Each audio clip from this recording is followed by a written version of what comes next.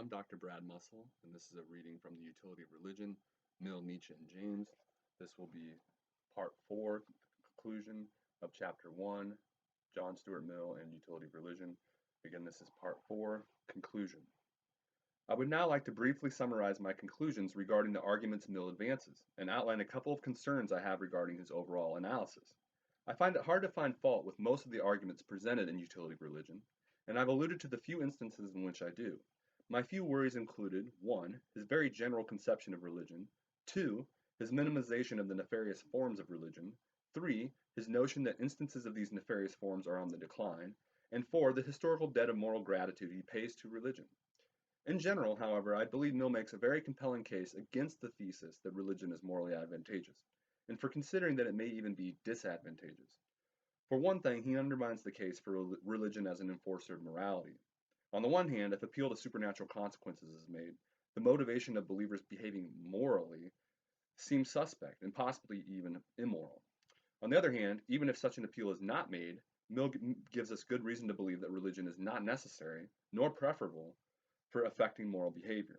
I concur with Mill and propose that other worldly deterrents embedded in our society, for example, prison and social disgrace, some of which Mill alludes to, seem just as successful, and arguably more so, at curbing immoral behavior as religious belief does.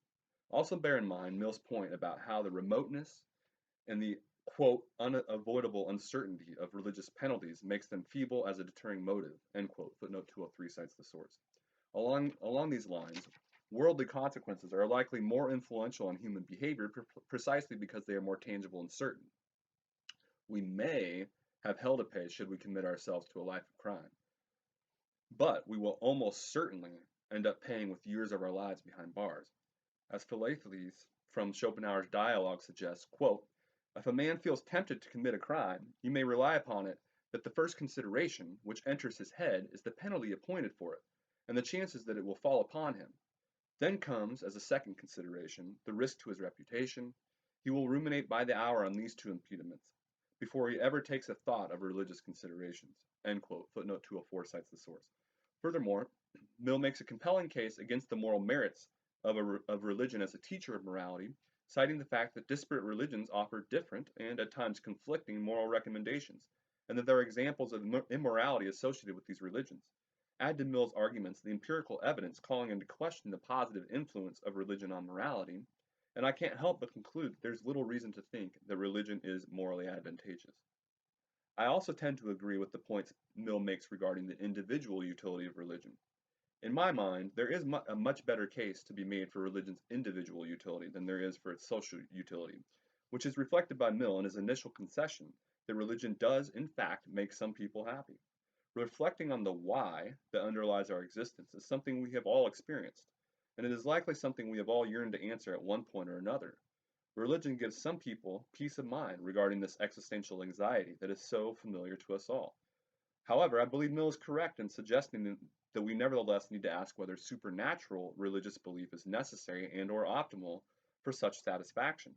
Moreover, in contrast to what Matz argues in Mill's own later views, I agree with the answers Mill provides to these questions in Utility of Religion.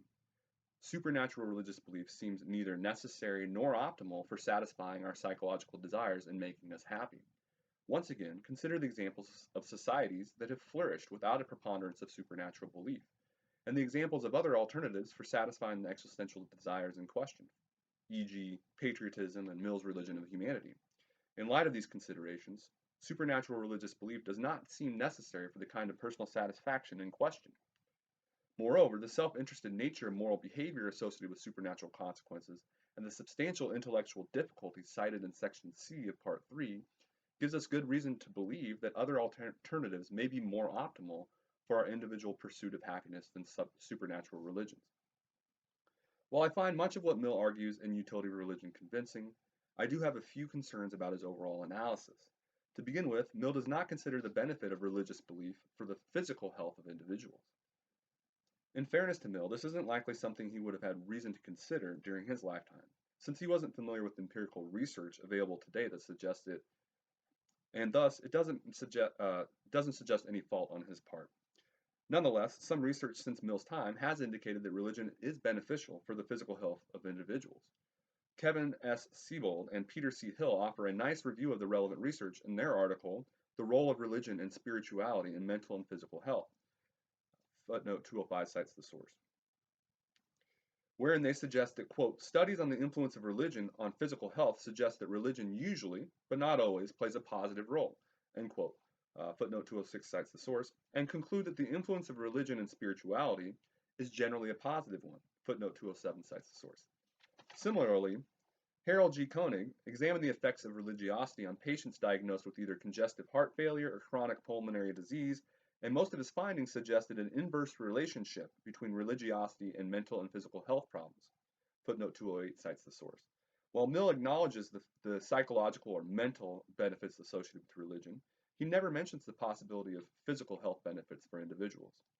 In his work, Richard Dawkins, a well-known atheist and Darwinian scientist, endorses an evolutionary explanation of the widespread nature and survival of religious belief, and in the process he surveys the candidates for such an explanation, one of which is an appeal to the benefits religion offers for the physical health of believers.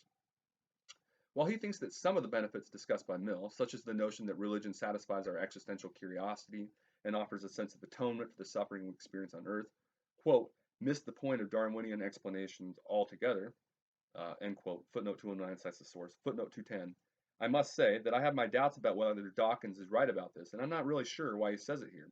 In the next chapter, I will make the case that psychological or mental health can significantly influence physical health and more generally one's prospects for survival. So again, he's saying that these sort of suggestions miss the point of Darwinian explanations altogether, end quote. He suggests that a Darwinian can provide the kind of explanation in question by appealing to the improved physical health that religion is thought to offer in individuals. Accordingly, in discussing the, quote, evidence that religious belief protects people from stress-related diseases, end quote, he suggests that it, quote, would not be at all surprising, end quote, if this turned out to be true, given that, quote, dummy pills with no pharmacological activity at all demonstrably improve health, end quote. Footnote 211 cites the source. He argues that religion offers a kind of placebo effect, whereby believers, regardless of whether they're actually in possession of true beliefs regarding matters of ultimate concern, think they are in possession of such beliefs and thus experience all the positive benefits associated with thinking one in possession of such truth. Footnote 212. Dawkins, however, argues that such an explanation ultimately falls short as a valid evolutionary interpretation, insofar as he finds this, quote, placebo theory too meager to account for the massive and all-pervasive phenomenon of religion, end quote. And I cite the source there. End of footnote 212. Hence, even some who are atheists and generally skeptical of the utility of religion have conceded that religious belief seems to offer physical health benefits to individuals. To be sure, there are those who remain unconvinced that this is in fact true, and Dawkins is right when he suggests that, quote, the theory, i.e. that, quote, religion is a medical placebo, end quote, that prolongs life by reducing stress, end quote, is going to have to run the gauntlet of skeptics who point out the many circumstances in which religion increases stress rather than decreases it, end quote. Footnote 213 cites the source. Still, many people will judge their physical health as being of utmost importance to them. That is, it is something highly valued by many people, in which case, omitting it from consideration is no small matter. All of this goes to show that this is an important and significant aspect of individual utility, and it is an aspect that Mill does not seem to consider in his own analysis of religion's individual utility. Finally, granting as Mill suggests that there are other more optimal ways to generate the kind of personal satisfaction and happiness religion produces, I am not convinced that these alternatives are realistic options for everyone. While I do believe patriotism and Mill's own religion of humanity will work for some people, and that Mill may be right to suggest that they are optimal, I still wonder whether others might require supernatural views. In Chapter 3, we will see that James makes the case that some individuals are so overburdened by earthly evils that supernatural religion becomes necessary for their salvation. If this is the case, Mill's alternatives will prove to be insufficient for the happiness of some individuals, and religion would appear to warrant more credit in terms of individual utility than he gives it. However, whether religion is indeed essential for the flourishing of some individuals, as James suggests, remains to be seen, and there are those who emphasize instead religion's corruptive influence on the welfare of individuals. Nietzsche, to whom we turn in the next chapter, does this, asserting that religion spawns self-deception and poor health in individuals.